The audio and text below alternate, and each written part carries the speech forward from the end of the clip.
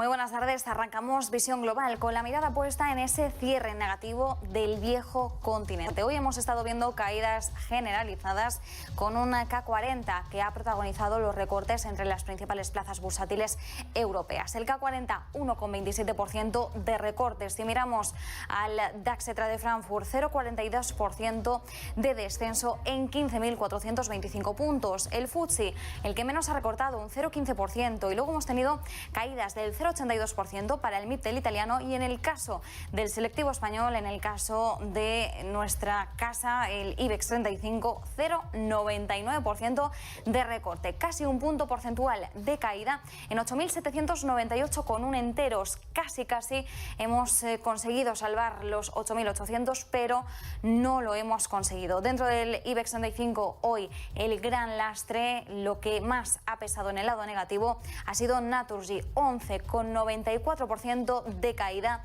manteniendo por los pelos los 25 euros el título, 25 euros un céntimo la acción. Le han seguido con caídas ArcelorMittal, 3,6% a la baja, y Amadeus, 2,7%. En el lado positivo, pues hemos tenido 6 valores. Meliá con un 1,7% de ascensos, es quien ha liderado las ganancias. Le ha seguido Repsol con un punto porcentual y Mapfre 0,96% de subida. Es el momento de trasladarnos a la sesión mexicana y lo hacemos con José Ricardo Rangel. José Ricardo, ¿qué tal? ¿Cómo estás? ¿Cómo está yendo ahí pues los movimientos bursátiles?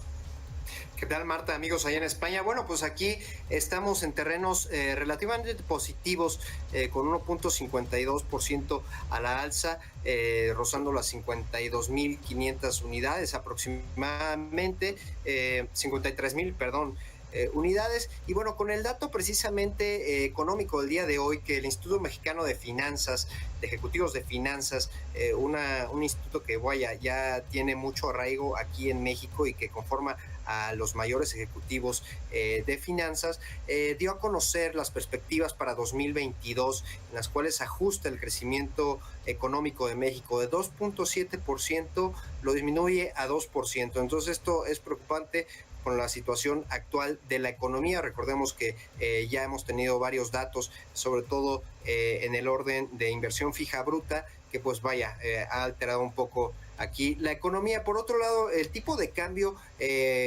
aparece con terrenos positivos, de ligera apreciación con respecto al día de ayer. Estamos cotizando más o menos en 20 pesos con 38 centavos por dólar.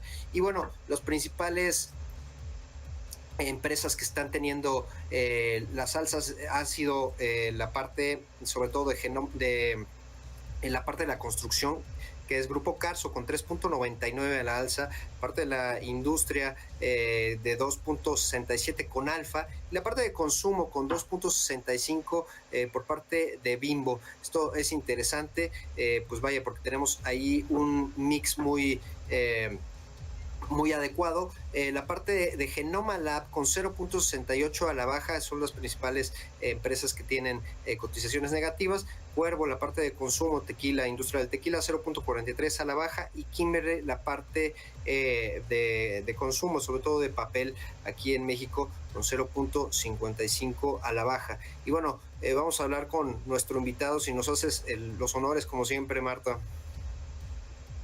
Luego, porque además hoy vamos a poner el foco en el sector inmobiliario en México y lo vamos a hacer con Alonso Pedrero, es director de financiamiento y sostenibilidad de Grupo 20.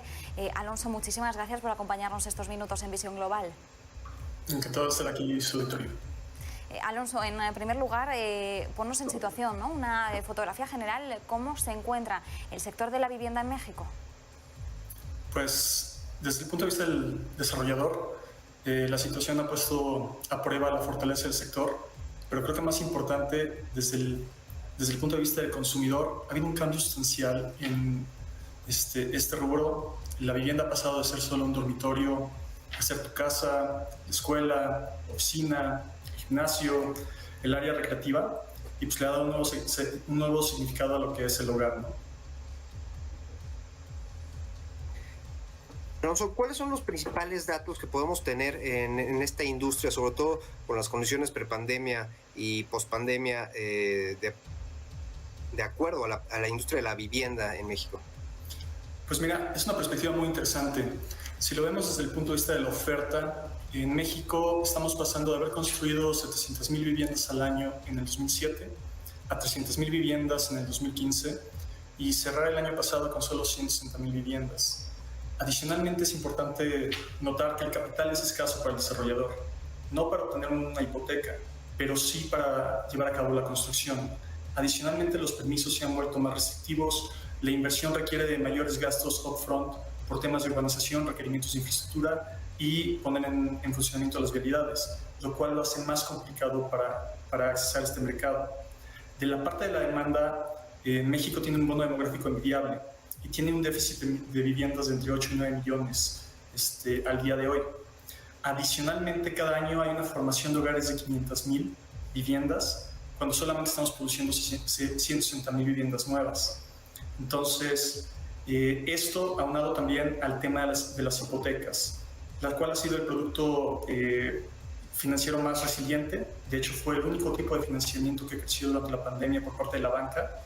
Y en México contamos con un motor de hipotecas enorme que es el Infonavit, el cual está siendo cada vez más innovador, con nuevos productos y opciones de crédito, así como más competitivo, buscando bajar tasas y costos de financiamiento, lo cual esto está alimentando la demanda y manteniendo una oferta baja.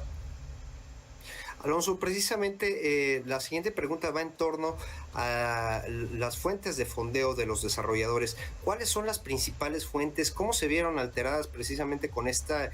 Pues bueno, vimos mucho acotamiento por parte de la banca comercial en México. ¿Cuáles han sido los recursos de los desarrolladores para este tipo de proyectos? Y también la otra pregunta es, bajo un entorno de crecimiento el día de ayer, 50 puntos básicos de incremento en la tasa de referencia, ¿cómo afecta esto a la industria de la vivienda? Claro que sí. Bueno, por la parte del capital, la principal fuente de financiamiento es el capital propio y el segundo es el del proveedor. Entonces, realmente la construcción de la vivienda depende de lo que los socios le quieren meter al proyecto y la dependencia de los proveedores y el crédito que te da el proveedor. Ya en un segundo plano viene el financiamiento bancario o de instituciones financieras no bancarias, pero ese sería un segundo plano, lo cual pone en perspectiva el atractivo o el interés que nuevos inversionistas quieran tener hacia el sector, que estén dispuestos a arriesgar su capital en un segmento que sí es atractivo por la perspectiva que comenté, pero pues sabemos que hay un riesgo, sabemos que es un sector cuyo el proceso de capital es de largo plazo. Estás viendo un retorno en 5 o 6 años desde que pones la primera piedra hasta que vendes el producto. Entonces tampoco es algo tan sencillo, lo cual ha mantenido esa oferta baja. La segunda parte de la pregunta sobre las tasas, sí, o sea, la tasa de referencia está aumentando, probablemente el costo de la hipoteca vaya a aumentar, pero teniendo también estas otras fuentes hipotecarias como el Fobiste y el Infonavit, que son bastante amplios. El Infonavit creo que es la cuarta hipotecaria más grande en el mundo, está manteniendo las tasas bajas, está teniendo acciones en favor de disminuir la tasa, en especial a ciertos segmentos de la población, y eso lo que causa es que el mix de producto o el tipo de vivienda que se produzca cambie. Previo a la pandemia, 2017-2018, veíamos una demanda fuerte, por ejemplo, en viviendas de $1 millón en adelante, por temas de inversión. Hoy en día el segmento que se está haciendo más atractivo son las viviendas de $40,000, $50,000, el segmento medio-bajo, porque están siendo impulsadas precisamente por el Infonavit y estos organismos de vivienda. Alonso, platícanos un poquito sobre, la estructura que tiene Vinte con respecto, sobre todo, a la tónica ASG, este tema de sostenibilidad que, ya hemos mencionado, cómo se apega precisamente a estos criterios y las taxonomías que hoy por hoy están en aprobación. No, con todo gusto. Es importante mencionar que el tema ASG es fundamental para el sector vivienda y esto se refleja primero en la calidad de vida y económicamente en la plusvalía de la vivienda y de la comunidad a largo plazo. ¿Cómo lo ha hecho Vinte?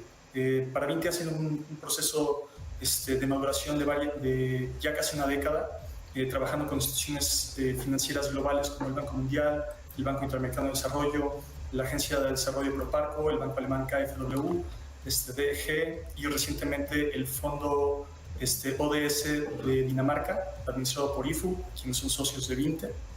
¿Y cómo empezamos? Pues mira, en 2012 fuimos el primer desarrollador en certificar una vivienda EDGE. Este es un certificado emitido por el Banco Mundial que valida la eficiencia energética, el consumo de agua y el tipo de materiales usados. Hoy en día, Vinte es el principal desarrollador a nivel global con más de 6.000 viviendas certificadas, y de estas 650 son EDGE Advanced, los cuales garantizan el doble de ahorro en el consumo eléctrico y de agua.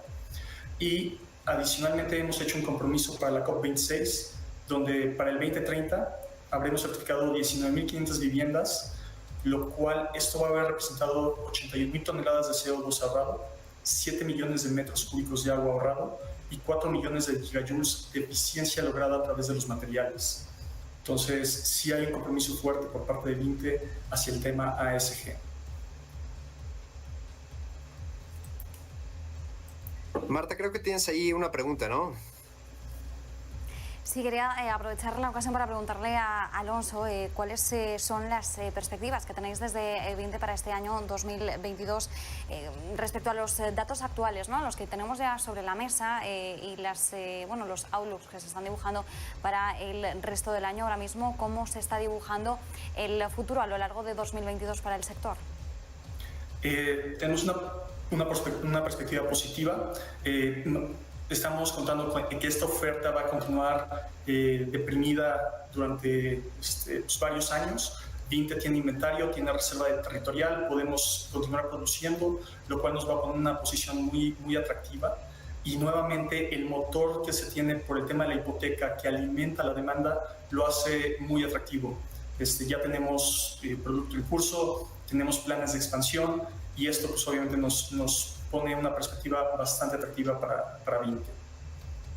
Finalmente, Alonso, la parte del financiamiento y que ya se estaba platicando sobre todo en toda la industria de esta forma de hacer digamos que segunda a estas instituciones como el Infonavit, ¿cómo van en ese aspecto con estos diálogos en la industria? Bien, no hay que olvidar que la vivienda es la principal inversión de la gran mayoría de la población. La necesidad de vivienda es una necesidad básica. No va a haber un cambio importante desde el punto de vista de demanda y ahí hay que posicionarnos de manera fuerte. Adicionalmente, voy a tocar el tema del financiamiento verde. El financiamiento verde te permite accesar a nuevas fuentes de capital. Siendo una desarrolladora sostenible, tenemos acceso a diferentes fuentes de financiamiento por estos inversionistas que no solamente están buscando un rendimiento financiero, sino también un impacto social y ambiental, y eso da una ventaja. En 2018 pusimos el primer bono sostenible en América Latina por un desarrollador en el mercado mexicano, adicional a eso, ya hemos hecho 4 emisiones de bonos sostenibles por más de 2.000 millones de pesos, y el último que colocamos en el 2020 fue también el primer bono ODS, de acuerdo a la ONU, con el cumplimiento de las métricas que los lineamientos requieren. Al día de hoy, pues, el 75% de nuestra deuda es verde, sostenible o ODS, y esto nos da ciertas ventajas y ciertas reducciones en la tasa cuando logramos ciertos objetivos o logramos ciertas métricas previamente establecidas, haciéndonos más competitivos en el tema del capital, ¿no? Entonces, pues bastante bien ahí. Alonso, ya brevemente, ¿recomendarías a otras empresas de otros sectores el acogerse a esta tónica verde de financiamiento? Totalmente. Creo que la tendencia ya va para allá, no solamente como empresas, sino también los proveedores de capital. Ya no es algo bueno, ya es una necesidad. Ya los capitales globales se están yendo a buscar estas oportunidades que también validen el impacto social, ambiental y de gobernanza que deben tener las empresas, porque se ha demostrado que tienen un rendimiento superior a la del mercado y dan mayor tranquilidad a futuro en la inversión que ellos van a realizar. Alonso Pedrero, muchísimas gracias por estar con nosotros, director de Nuevos Proyectos y Financiamiento Sostenible. Muchísimas gracias por estar con nosotros aquí en Visión Global. Marta. Encantado, gracias. Muchísimas gracias a ambos. Bueno, reiterarle el agradecimiento a Alonso por habernos acompañado estos minutos en Visión Global. Y como siempre, José Ricardo Rangel, muchísimas gracias por acompañarnos estos minutos. Mañana no, que tengas un buen fin de semana. Volvemos ya el lunes, que ya se me estaban descuadrando los días. Volvemos el lunes te saludamos de nuevo para poner también el foco en algunos de los aspectos candentes de la economía mexicana. Un fuerte abrazo. Fuerte abrazo, Marta. Gracias. Y nosotros nos despedimos con la mirada puesta, como decíamos, en ese cierre en negativo del viejo continente, aunque en la sesión diaria hayan caído las principales plazas europeas en el conjunto de la semana. El cierre es en positivo. Veremos cómo amanecen el lunes, sobre todo con la mirada puesta en Naturgy, en clave de renta variable española, después de los fuertes descensos que han experimentado hoy sus títulos. Nosotros nos despedimos, volveremos con más Visión Global a partir del lunes.